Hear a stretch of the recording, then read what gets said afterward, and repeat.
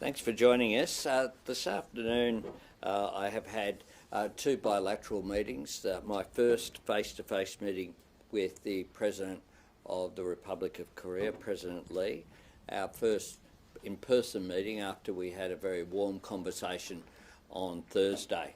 I congratulated him on his election, and he and I, I'm sure, will develop a very strong relationship.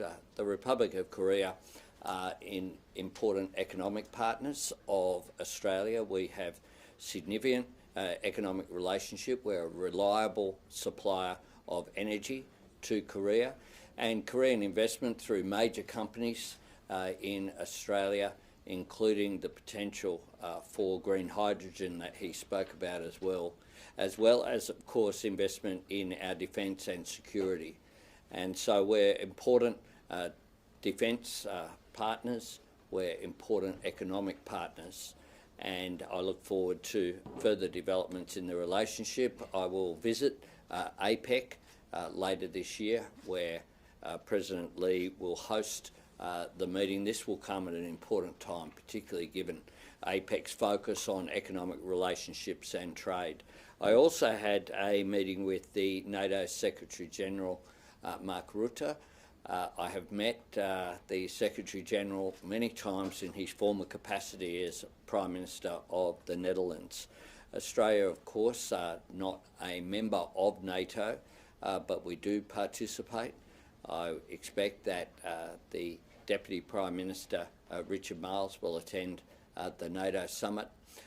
On the sidelines of the NATO summit will be the IP4 that involves Korea, Australia, Japan and New Zealand as well, and that will take place in a bit over a week.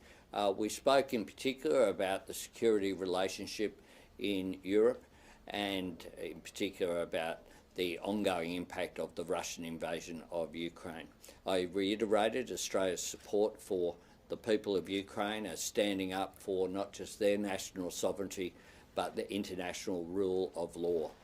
Australia, of course, has committed something in the order of $1.5 billion to provide support for the Ukrainian struggle, which we regard as being very important, a democratic nation defending its sovereignty, but also standing up against or in favour of the international rule of law. And I reiterated a statement that I've made before, that Australia, should a peaceful resolution be found, would be willing to consider any invitation to participate as a member of the coalition of the willing that has been convened by President Macron and Prime Minister Starmer. Happy to take some questions. There, and we'll go around. Yeah, just sort of events this morning and leading into your meeting with Trump tomorrow. Mark Carney didn't get very far in terms of his trade discussions with Trump. They sort of agreed to keep talking. I just wonder, in terms of tempering expectation, is it unreasonable to expect you'll get a concrete outcome tomorrow and this will take some time, this negotiation on trade between Australia and Trump? Well, that was what occurred last time with Australia and tariffs, and I don't think it would be reasonable to expect that you would have a complete change and a complete resolution of the issues which are there. When I first raised with President Trump the issue of tariffs, of course, he said he would give it great consideration. I would expect that that will continue, and that we'll continue to put forward our case, as we have in all of the discussions that I've had with President Trump. And on it shouldn't be regarded either that it's just leader to leader.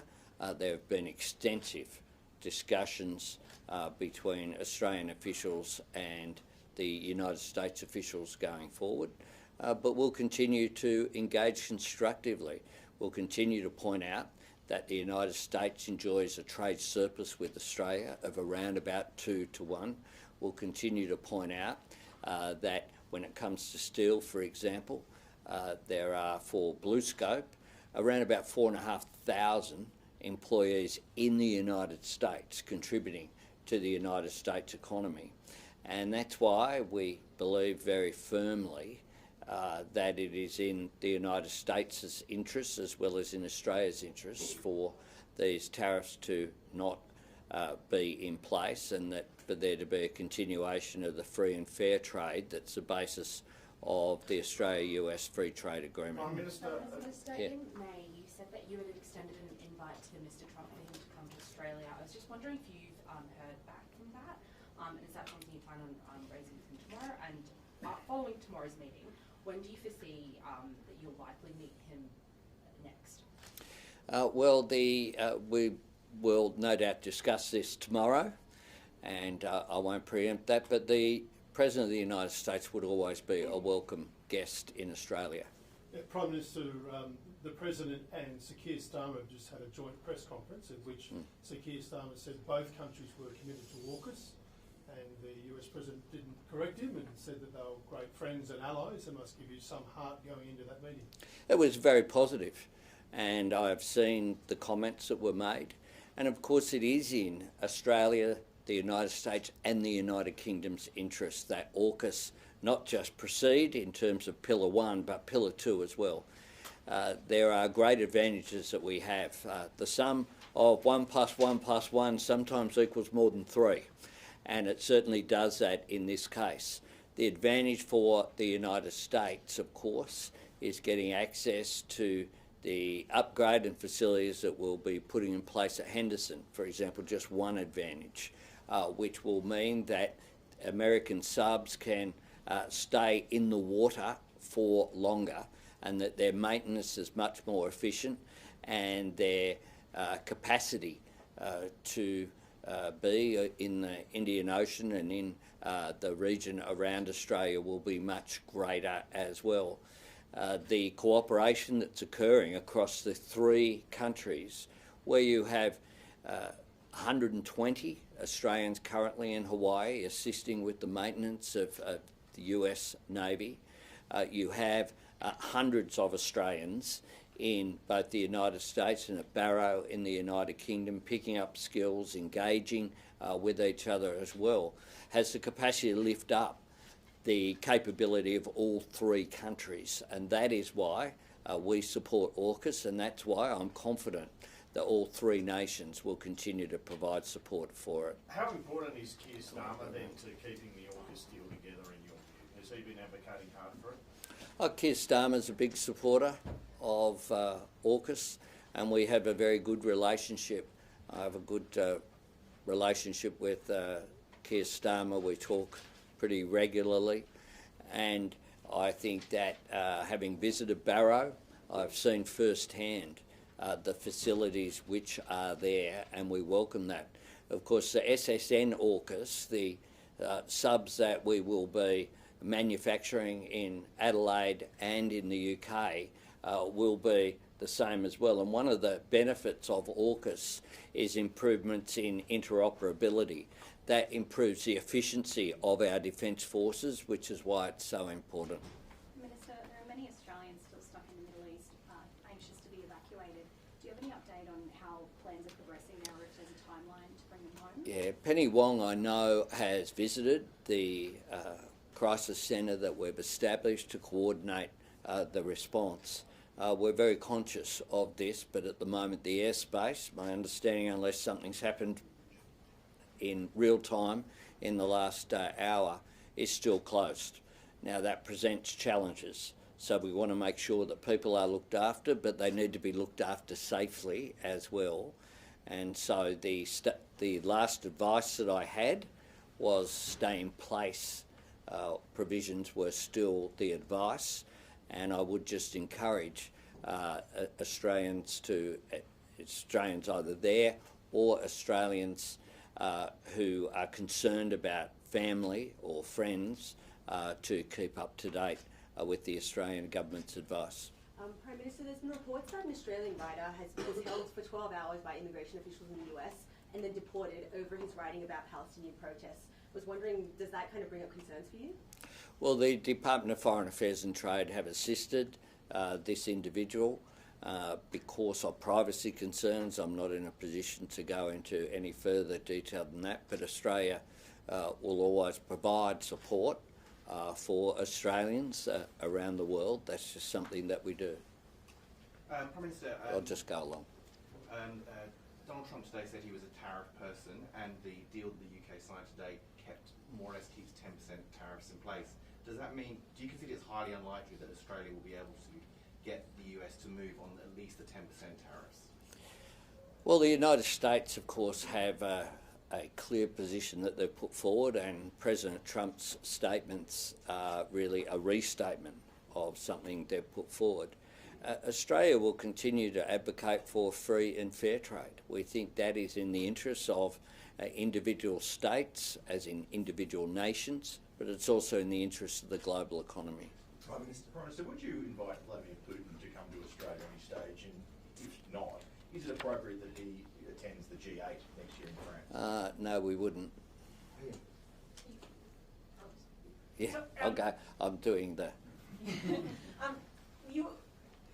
The Trump meeting is one of the final things on President Trump's agenda before he rushes off. Are you concerned at all that you'll get your whole full time slot with him? Oh, look, I look forward to the meeting, and I look forward to it taking place. PM, if I could just ask, the US and UK have done a deal on steel and aluminium quotas, so that a certain amount of UK steel would be exempt from tariffs, basically, as long as there are assurances about the supply chains within the UK and what have you. Is that the sort of deal that you would potentially look at doing with the US, whereby at least some of the steel and aluminium going into the country could be exempt from these US tariffs? The UK deal has other provisions with it as well, including provisions that are different in terms of Australia. Australia as an island continent, for example, we are particularly careful about our biosecurity laws, particularly careful, for good reason. We have a pristine natural environment that is a huge advantage for us, and so when it comes to agriculture, we will be very careful that we ensure that that continues to occur. But look, we'll engage in good faith on these issues. Australia's exports to the United States are under 5%. That compares with a much greater figure, for example, that the President Lee of Korea just indicated as well. We think that the products that we export are invaluable for the United States. For example, a range of our steel is colour-bond roofs that simply can't be just manufactured in a short period of time to be replaced. That market, all it means is that American consumers are paying more for it.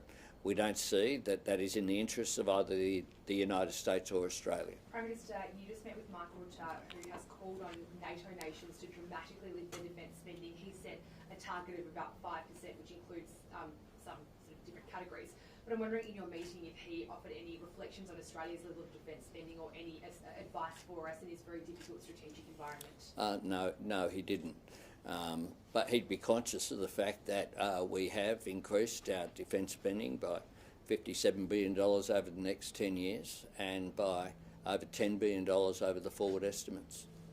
Prime Minister, Iran has just launched a new round of missiles. Israel appears to have struck an Iranian media outlet. A woman was on air at the time and it appears had to run out of the live broadcast. Do you have faith that the G7 meeting can come up with something to try and stop this death and destruction? Well, we are deeply concerned, and we have urged all parties to prioritise dialogue and diplomacy.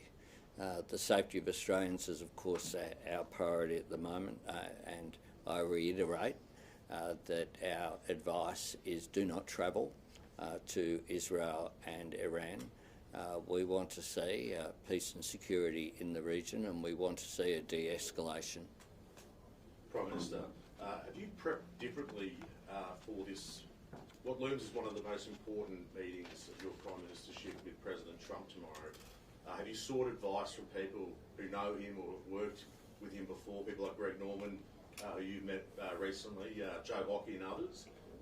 What's been your approach and preparation to this meeting? I always prep seriously for meetings where I'm representing Australia. I've just been through a test. It's called a federal election. 37 days, some days 3 press conferences a day, engaging in a way. I don't just talk to friendly media, I talk to everyone and participate across the board, and I of course have engaged with Ambassador Rudd is one, for example, who is has I think an extraordinary capacity in terms of his skills and knowledge of the United States system. I've engaged with others as well across the political spectrum, and that is something that I do, as well as engaging with, yes, I've engaged with people like Greg Norman. I was in contact with him in the last week as well, and I've engaged as much as possible because I think that I have a great responsibility. I take that responsibility seriously, and I look forward to tomorrow's meeting, and not just with President Trump. It is important to say that tomorrow as well, I'll be meeting the Prime Minister of Japan. I'll be meeting with the European leaders. I have a dinner that I'm about to go to now, a reception with a range of leaders as well, including the partners of who've been invited here to the G7, and so these meetings I find very useful. I think that in part I develop relationships with people by just dealing with them in a straight way. And that makes a big difference. Thank you very much, everyone.